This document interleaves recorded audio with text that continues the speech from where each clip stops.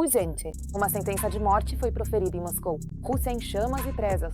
O chão explode sob nossos pés e Moscou fica isolada do mundo. Desabamento de gelo, apagão e incêndio de alvo principal. As forças armadas da Ucrânia simplesmente enlouqueceram. As terras da Federação Russa tornaram-se instantaneamente inabitáveis. Trump humilhou Putin publicamente.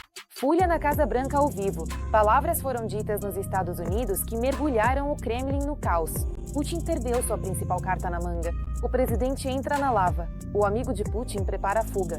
A inteligência revolucionou. Os aviões preparam-se. As elites tremem. O regime está colapsando. Pokrovsky inverteu em horas. Cidade dos 200. Fracasso total. As divisões de elite da Rússia estão se afogando no próprio sangue. Pokrovsky, Mirnograd. Muro concreto onde os últimos homens do Kremlin chocaram. Recorde histórico Forças Armadas Ucrânia. Exército russo varrido em chame-drones. Mês execução ocupantes. As tecnologias ucranianas deram um salto que deixou o mundo em choque. Tudo isso você confere a seguir na nossa edição do Ponto Quente. A Rússia no inferno, apocalipse gelado e apagão. Os principais alvos explodem ao som das badaladas do relógio. E Moscou recebeu sua sentença de morte. Choque! Janeiro apertou o laço no pescoço de Putin. Pássaros magiares, drones das Forças Armadas da Ucrânia realizaram execução total na Rússia. Enquanto a propaganda mente sobre estabilidade, a Rússia virou uma tocha gigante. Detalhes chocantes a seguir. A Rússia acorda cada vez mais sem luz, sem aquecimento e sem sensação de estabilidade. Quase todos os dias ocorrem novos ataques à infraestrutura energética.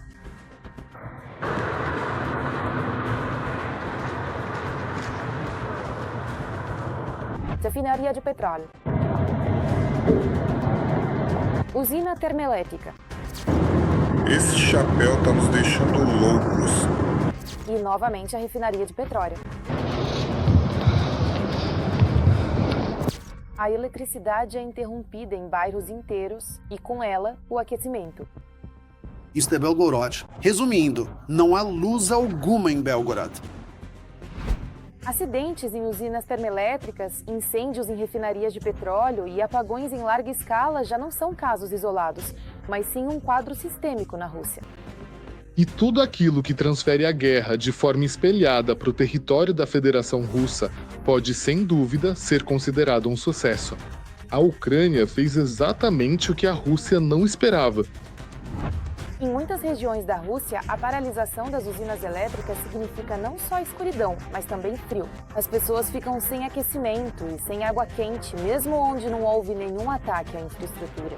Se você nunca encheu uma banheira inteira de neve só para poder ir ao banheiro, esperar ela derreter e ter pelo menos um pouco de água, então sua vida sempre foi tranquila. Eu saí para pegar água para lavar a louça. Mas se esses apagões acontecem mesmo sem a participação da Ucrânia, surge a pergunta: como está, afinal, a infraestrutura energética da Rússia?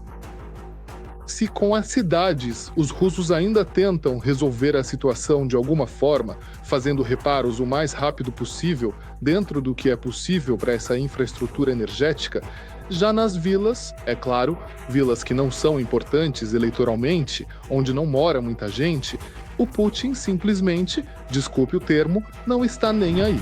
E o mais surpreendente é que até na Rússia eles entendem que a situação por lá não é das melhores.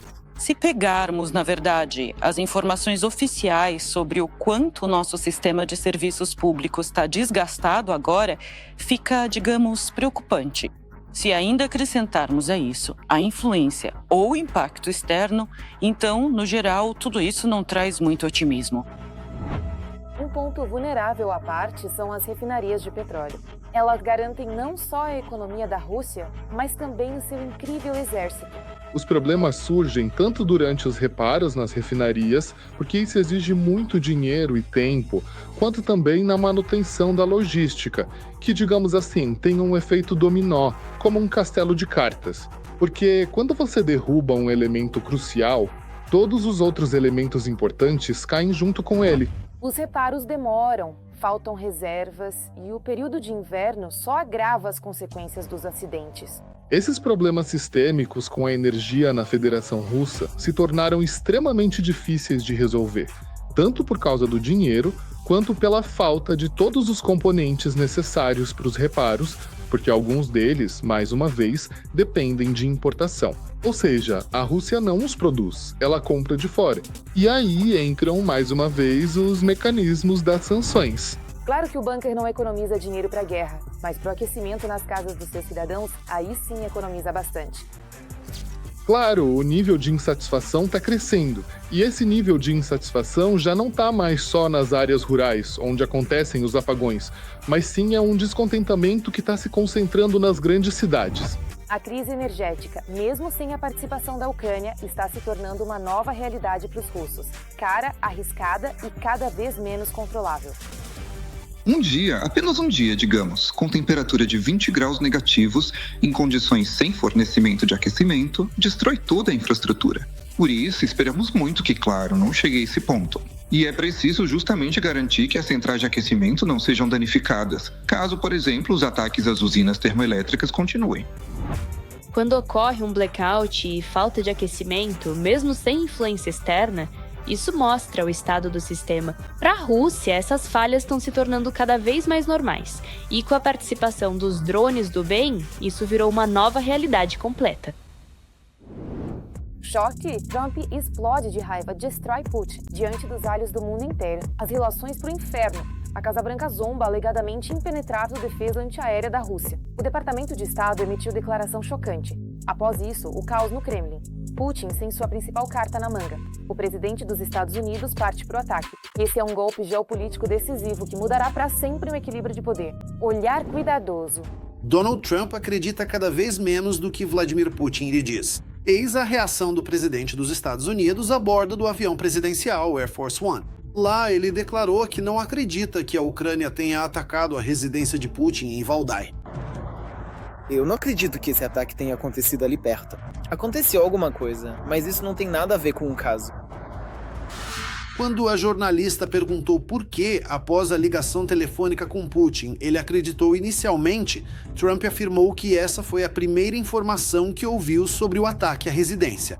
Ele disse que a casa dele foi atacada. Agora, depois de verificarmos, não acreditamos que isso tenha acontecido. Trump também pretende impor novas sanções contra a Rússia, caso o Kremlin não faça concessões nas negociações. O senador Lindsey Graham, que também estava a bordo do avião presidencial durante as perguntas sobre os ataques à residência de Putin, destacou que a questão das sanções contra a Rússia é discutida todos os dias. Mas, por enquanto, essa informação não pode ser divulgada. O senador republicano também declarou que, em sua visão, a paz na Ucrânia será alcançada sobre a ameaça de tarifas contra os clientes de Putin. Graham acredita que o exemplo da Índia, que reduziu as compras de petróleo da Rússia após a imposição de tarifas por Trump, mostra que essa estratégia funciona. A relação de Trump e do Zula com Putin e a Rússia está se deteriorando rapidamente, e isso ficou especialmente evidente após a operação especial na Venezuela, depois da prisão de Maduro. O chefe do Pentágono, Pete Hegseth, ridicularizou abertamente o sistema de defesa antiaérea da Venezuela, que foi adquirido justamente da Rússia.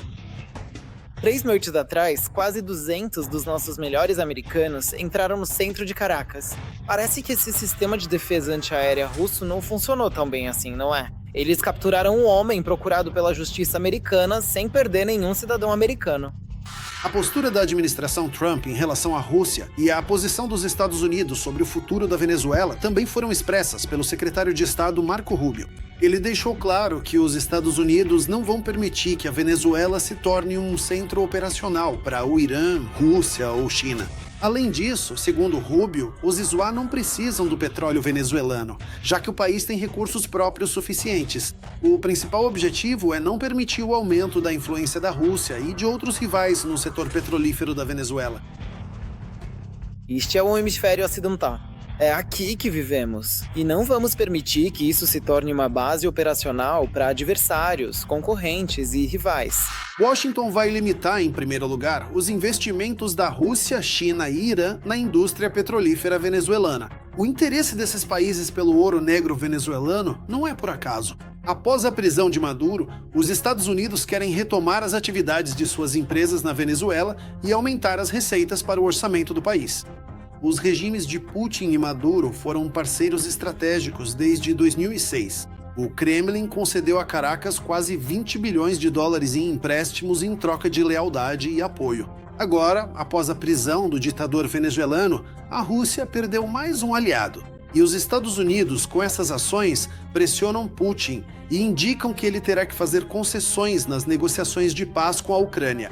Se os americanos vierem e estabelecerem a produção, os impostos que as empresas americanas pagavam ao orçamento venezuelano, como royalties pela exploração dos recursos naturais pertencentes ao Estado, eram significativos. E como sabemos, nos anos 60 e 70, antes da nacionalização e depois, digamos, com a entrada do regime de Chávez e Maduro na arena política, a Venezuela era praticamente o país mais rico da América Latina. Parece que Trump e sua administração mudaram radicalmente sua postura em relação a Putin e sua política e passaram a apoiar totalmente a Ucrânia. Na reunião da coalizão dos interessados, que aconteceu no dia 6 de janeiro, os Estados Unidos foram representados por Steve Witkoff e Jared Kushner. Da Ucrânia, chegaram a Paris o presidente Volodymyr Zelensky e o novo chefe do gabinete, Kirilo Gudanov. O tema principal são as garantias de segurança e o posicionamento de um contingente militar dos Estados Unidos em território ucraniano. Pânico inteira. O amigo de Putin está fazendo as malas. O líder supremo do Irã está preparando uma fuga do país. A inteligência abalou a mídia mundial. Ditadores estão caindo um após outro. Enquanto no Irã abastecem aviões para fuga, no Kremlin cresce um medo gelado. O Kremlin é o próximo alvo da rebelião. Veja todos os detalhes. O amigo de Putin está se preparando para fugir. O líder supremo do Irã, Ali Khamenei, elaborou um plano secreto para fugir para Moscou. O jornal The Times escreveu sobre isso. Khamenei planeja fugir de Teherã com seu círculo mais próximo, composto por 20 assistentes e membros da família, incluindo seu filho e suposto herdeiro, segundo o quartel-general. O líder supremo do Irã, Ali Khamenei, tem um plano reserva para fugir do país caso suas forças de segurança não consigam reprimir os protestos que explodiram. Putin está pronto para receber ditadores que tiveram uma interação bastante próxima com a Rússia. O plano inclui reunir ativos, propriedades no exterior e dinheiro em espécie para garantir uma mudança segura. Sabe-se que Khamenei possui uma vasta rede de ativos. Segundo uma investigação da Reuters de 2013, o valor total dos ativos, incluindo imóveis e empresas, chega a 95 bilhões de dólares. Fontes observam que o plano de fuga será ativado caso Khamenei considere que suas forças de segurança não estão cumprindo as ordens. E, embora Khamenei proteja seus leais, controle nomeações-chave e a segurança deles, também se observa que ele enfraqueceu tanto mental quanto fisicamente após a guerra do ano passado com Israel. Além disso, Khamenei quase não foi visto em público. E, o que é especialmente notável, não se ouviu nada sobre ele durante os últimos dias de protestos. Na avaliação da inteligência, ele é chamado de paranoico. Por um lado, ele é muito motivado ideologicamente, mas por outro, é pragmático em suas opiniões. Ele enxerga o compromisso tático em prol de um objetivo de longo prazo. Ele pensa a longo prazo. Não é surpresa que o líder do Irã esteja planejando fugir justamente para Moscou. No que diz respeito ao Irã, também vemos uma cooperação militar bastante séria entre a Rússia de Putin e o Irã. Então, não é por acaso que Khamenei conta com Putin, caso precise fugir. E por que ele pode precisar fugir? Porque estamos vendo que no Irã estão acontecendo protestos bastante sérios agora. E pode muito bem acontecer que as autoridades não consigam lidar com eles. O país está passando agora pelos maiores protestos dos últimos 3 anos. Durante os confrontos entre manifestantes e as forças de segurança, já houve mortes. Ressalta-se que os protestos foram causados, em particular, pelo descontentamento dos moradores locais com o rápido aumento da inflação e a queda recorde da moeda. Além disso, o presidente dos Estados Unidos, Donald Trump, declarou que os Estados Unidos estão prontos para ajudar os manifestantes no Irã, caso Teherã reprima os protestos com força. E essas declarações do líder americano assustam ainda mais o ditador, especialmente diante dos acontecimentos na Venezuela. Sem dúvida. Depois daquela operação brilhante que resultou no sequestro de Maduro, muitos ditadores começaram a se perguntar se o mesmo não poderia acontecer com eles. Por isso, é claro que Khamenei também pensa sobre isso. Por isso, sim, claro, todos pensam em como preservar sua vida inútil. É claro que Maduro não foi morto, ele está sendo julgado, né? Mas todos querem algum tipo de garantia diferente. E quanto a Moscou tem tantos ditadores fugitivos espalhados por vários lugares começando pelo semi-ditador Yanukovych e seus comparsas e terminando, como já falamos, com o Assad. O líder do Irã também tem um exemplo de outro ditador. O plano do iraniano se baseia na fuga do líder sírio Bashar al-Assad, que fugiu de Damasco de avião para Moscou antes que as forças de oposição tomassem a capital, em dezembro de 2024. Na Síria, todo mundo também conhece essa história. E, em grande parte, Assad conseguiu se manter tanto tempo, e inclusive por causa do apoio de Moscou. O número de ditadoras começa a diminuir gradualmente. Então, gostaria de pensar que o Putin será o próximo.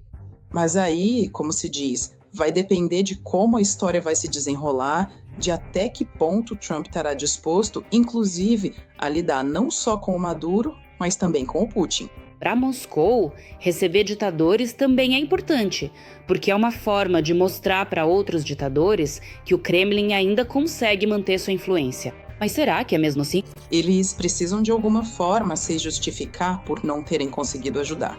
Na verdade, até na Síria. Aconteceram eventos na Síria e Moscou não conseguiu fazer nada para ajudar Assad. Por isso, pelo menos oferecer abrigo cá ali.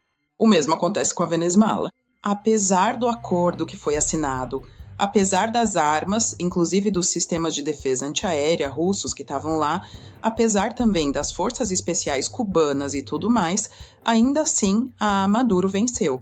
Por isso, numa situação dessas, em que Putin perde praticamente todas essas histórias muito dolorosas e delicadas para ele, pelo menos mostrar para outros ditadores que nós sempre vamos acolher vocês. É por isso que, no fim das contas, todos os caminhos dos ditadores levam à Rússia. Mas, a julgar pelo pânico no Irã e por como os regimes ditatoriais estão caindo em outros países, as coisas também não vão bem para Moscou, que está perdendo cada vez mais sua influência.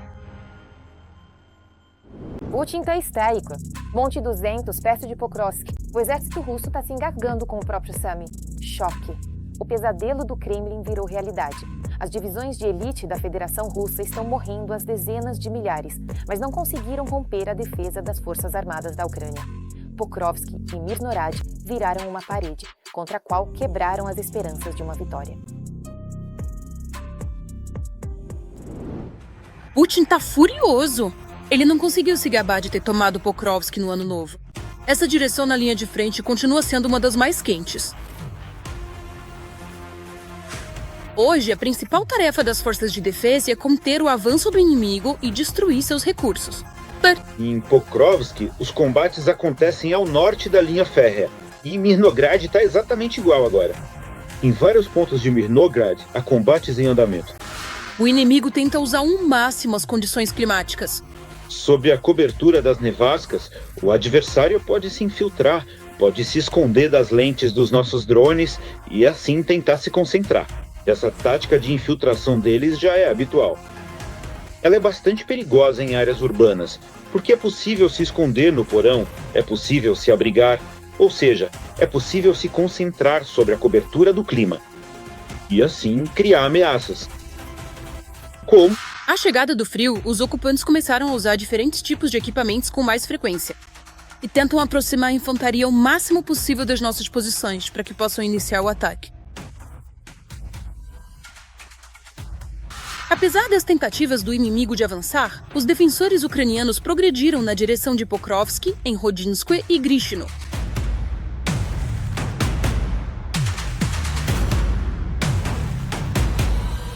Perto de Pokrovsk, os soldados ucranianos destruíram uma coluna de forças inimigas em quadriciclos. Também foi destruído mais um radar do sistema de defesa aérea S-300 na região de Donetsk. Já os russos conseguiram avançar pela rodovia H-20, na região entre Konstantinovka e Druzhkovka. Apesar dos combates intensos, o lado russo divulga declarações sobre uma suposta ocupação total de Mirnograd, reforçando-as com vídeos de propaganda das áreas ao sul da cidade. A informação sobre a completa tomada de Pokrovsk, Mirnograd e de várias outras cidades foi desmentida pelo Estado-Maior. A maior parte de Pokrovsk ainda permanece na zona cinzenta. A luta pesada por cada quarteirão continua. Qualquer combate urbano atualmente, não existe uma linha de frente definida. Existem posições espalhadas, não misturadas. Temos nossas posições e as posições do inimigo. É difícil detectar os ocupantes na cidade, porque eles se disfarçam com roupas civis. As tropas russas... em Pokrovsk, usam roupas civis para a desinformação, o que equivale a atos de traição, um crime de guerra, segundo a Convenção de Genebra. O Instituto para o Estudo da Guerra acredita que a captura de Pokrovsk trará à Rússia apenas um efeito tático limitado, enquanto o custo de tal ofensiva permanece extremamente alto. Ao longo dos últimos 20 meses, a ofensiva na região de Donetsk custou ao Kremlin um preço extremamente alto. De outubro de 2023 ao verão de 2024, as tropas russas conseguiram avançar 40 quilômetros de Avdiivka até os arredores de Pokrovsk, pagando por isso com perdas equivalentes a pelo menos 5 divisões de blindados, mais de 1.000 veículos blindados e mais de 500 tanques. Eles não se importam com as perdas. Ou seja, para eles, as perdas são um atributo necessário do avanço e estão dispostos a continuar sofrendo baixas. Os drones agora controlam o espaço aéreo. Eles conseguem identificar e destruir o acúmulo de equipamentos antes mesmo de chegar à linha de contato de combate. Só em outubro, segundo estimativas de analistas, os russos ocuparam cerca de 30 quilômetros quadrados perto de Pokrovsk, perdendo até 25.000 soldados. Diante de perdas tão massivas, as forças de ocupação revisaram sua tática. Em vez de grandes ataques mecanizados, eles passaram a infiltrar pequenos grupos de infantaria. Isso permite reduzir as perdas de equipamentos, especialmente sob ataques de drones ucranianos, mas vem acompanhado de uma taxa de mortalidade extremamente alta entre os soldados. A tática de infiltração deles surgiu depois que começamos a formar quilodrones com a ajuda de drones. Quando perceberam que não conseguiam atacar com blindados, que era impossível concentrar veículos blindados para romper setores da linha de frente, eles começaram a agir com métodos de infiltração. No verão, eles se escondiam nas plantações, avançavam sob a cobertura das plantações e, devido à dispersão das nossas linhas de combate, tentavam se acumular em Tulup. Agora, como eu já disse, o clima está diferente. O clima pode ajudar. Neve, chuva, neblina e assim por diante. A Rússia está exaurida por uma guerra posicional prolongada e tem reservas limitadas.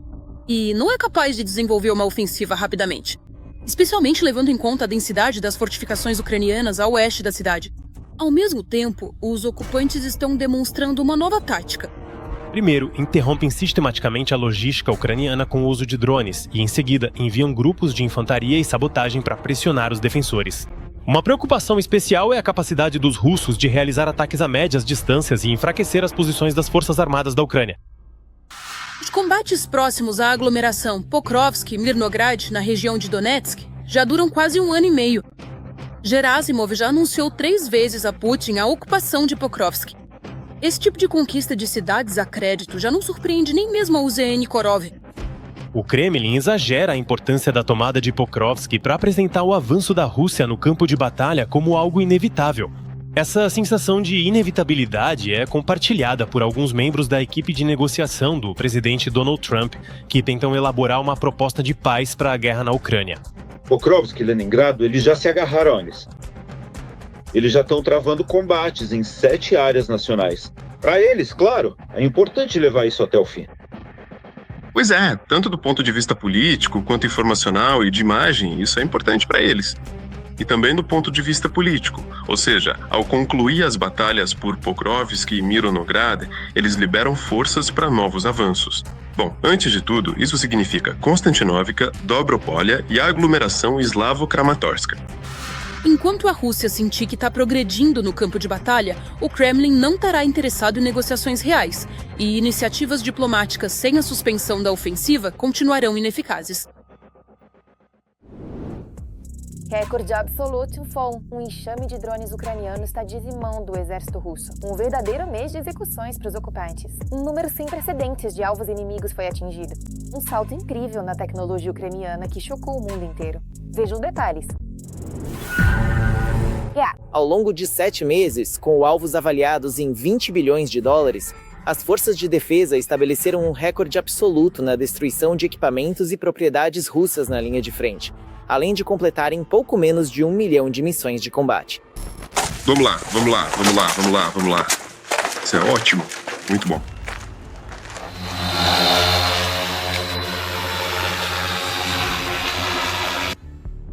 relatório sobre o trabalho realizado foi publicado no Facebook pelas Forças de Sistemas de Drones das Forças Armadas da Ucrânia. E os números realmente impressionam. Desde a criação do SBS, em menos de meio ano, já foram eliminados mais de 50 mil ocupantes. E esse número cresce a cada mês graças à ampliação da área de atuação dos drones. Os sistemas de drones estão tornando cada vez mais linhas de contato de combate perigosas.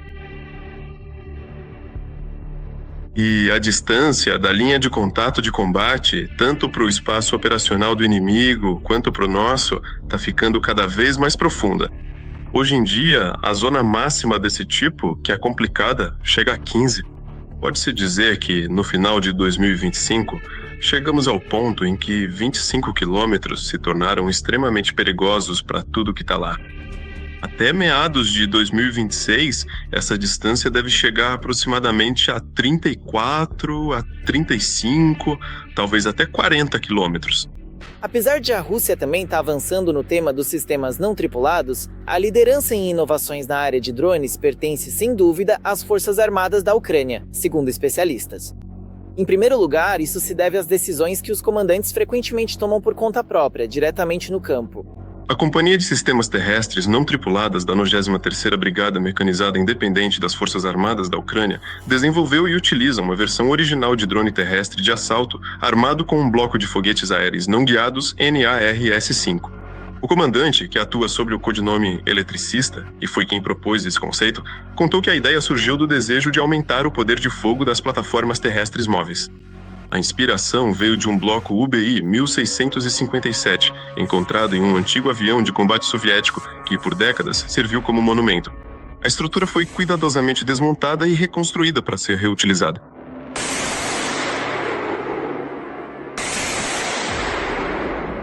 Daí os resultados. Segundo o mesmo relatório de drones, desde maio de 2025, mais de 7.500 veículos russos, usados para invadir suas posições, foram destruídos, assim como mais de 5.500 motocicletas e outros 2.500 canhões e obuses. E, como poderia faltar, o equipamento pesado. Nesse mesmo período, os russos perderam 532 tanques e centenas de veículos blindados leves. O drone chegou com sucesso ao local da emboscada e esperou pelo transporte blindado russo, Motoliga, com a infantaria. O drone terrestre abriu fogo contra a parte frontal do veículo blindado e danificou o sistema de controle, fazendo com que o Motoliga começasse a se mover descontroladamente. Em seguida, o droid TV-12.7 se virou e metralhou o compartimento de desembarque do blindado com a infantaria russa. Após a batalha, drones de reconhecimento sobrevoaram a área e encontraram o Motoliga e os corpos dos ocupantes eliminados na faixa de floresta. Ao mesmo tempo, as Forças Armadas da Ucrânia não usam drones apenas para ataque. Nos últimos meses, eles se tornaram um dos elementos mais importantes da logística ucraniana na zona de combate, além de já terem salvado centenas de vidas dos nossos soldados. Complexos terrestres robotizados realizam a evacuação de soldados ucranianos feridos. Também devemos mencionar que o abastecimento logístico é feito por meio da entrega de cargas pelo ar, tanto com pequenos drones de reconhecimento quanto com bombardeiros pesados, sendo estes últimos os principais em serviço.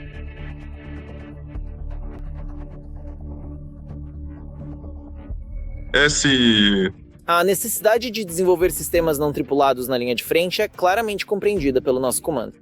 Assim, surgem cada vez mais novas soluções para as posições avançadas das forças de defesa. A Ucrânia planeja criar postos avançados robotizados equipados com módulos de combate para combater os ocupantes russos. O Estado-Maior das Forças Armadas da Ucrânia informou isso. Enquanto os programas estatais trabalham na tecnologização global da linha de frente, nossos militares também aprimoram seus próprios drones. A última tendência do final de 2025 foram as novas baterias para drones, que já permitem trabalhar de forma mais eficiente com o equipamento existente. E agora? Os novos tipos de baterias fazem com que a bateria fique mais leve e a quantidade de carga nela seja maior. Como consequência, o drone que ela alimenta pode voar mais longe. Quanto mais longe o drone consegue voar e transportar cargas úteis, no nosso caso, munições, mais eficazmente podemos atingir o inimigo nos locais onde ele se concentra antes de avançar para a linha de contato. Também estão trabalhando em atualizações de drones do outro lado do Zaporizhia. A última invenção foram os Shaheds atualizados, nos quais agora estão instalando sistemas de mísseis antiaéreos. Recentemente, foi exatamente um desses que a nossa defesa aérea derrubou. Esses mísseis são destinados a combater a aviação ucraniana, que abate drones inimigos.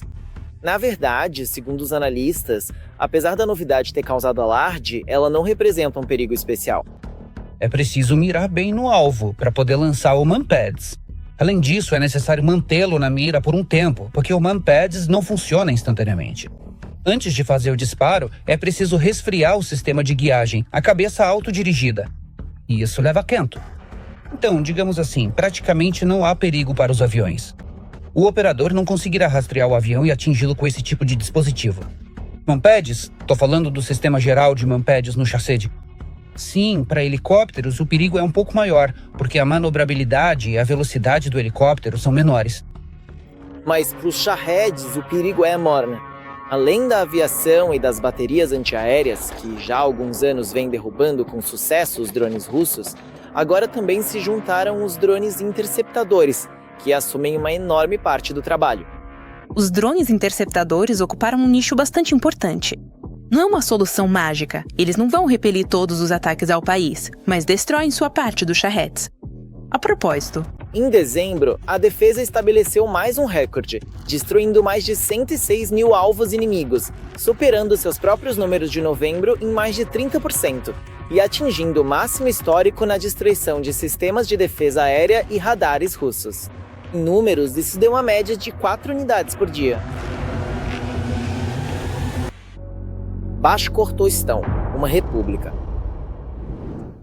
Em chamas, uma fábrica gigante explodiu e em Kupiansk, o quartel-general russo foi eliminado. Comunicação. As forças armadas ucranianas deram um golpe devastador. Os generais russos não esperavam um fracasso desses. Todos os detalhes a seguir. O ano novo para os russos começou em chamas. Aqui está o ataque de drones da fábrica de rolamentos em Penza. Explosões intensas e devastadoras. Na fábrica petroquímica em Sterlitamak, Bashkortostão, e no terminal de petróleo em Usman, região de Lipetsk. E isso é só o começo dos ataques a alvos militares legítimos pelas forças de defesa ucranianas. Os bons drones também não deixam de atingir os territórios ucranianos temporariamente ocupados. Canais russos no Telegram mostraram os resultados do ataque ao posto de comando das tropas russas, instalado no porão de um hospital em Kupiansk, região de Kharkiv.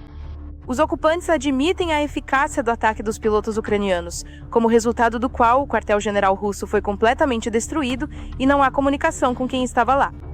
Nesse vídeo, há a exposição de um traidor em Kupiansk que estava direcionando ataques inimigos contra as forças armadas da Ucrânia. Os ucranianos localizaram o inimigo e o capturaram.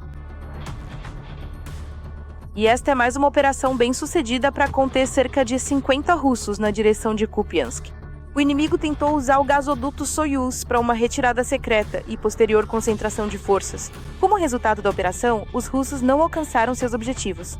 A situação na área de responsabilidade foi estabilizada, informam as forças de defesa. Kupiansk está praticamente totalmente sob controle das forças de defesa da Ucrânia. Existe o chamado óbvio de resistência dos ocupantes russos. São pequenos grupos de assalto bloqueados, que não têm acesso à logística terrestre. A logística é realizada com o uso de drones quadricópteros pesados. A Federação Russa reforçou as brigadas de fuzileiros motorizados na direção de Guliáipole com regimentos de assalto Bars.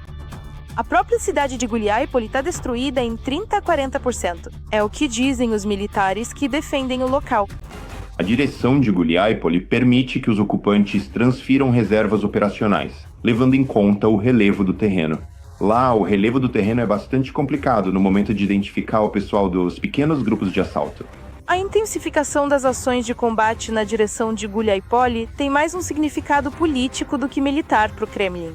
Diante do fracasso na declaração do ditador russo sobre a tomada de Pokrovsk, Kupiansk e Mirnograd, é extremamente necessário para ele mostrar tanto ao público russo quanto, em primeiro lugar, ao presidente americano, as capacidades das tropas russas no momento da ocupação de localidades emblemáticas da Ucrânia.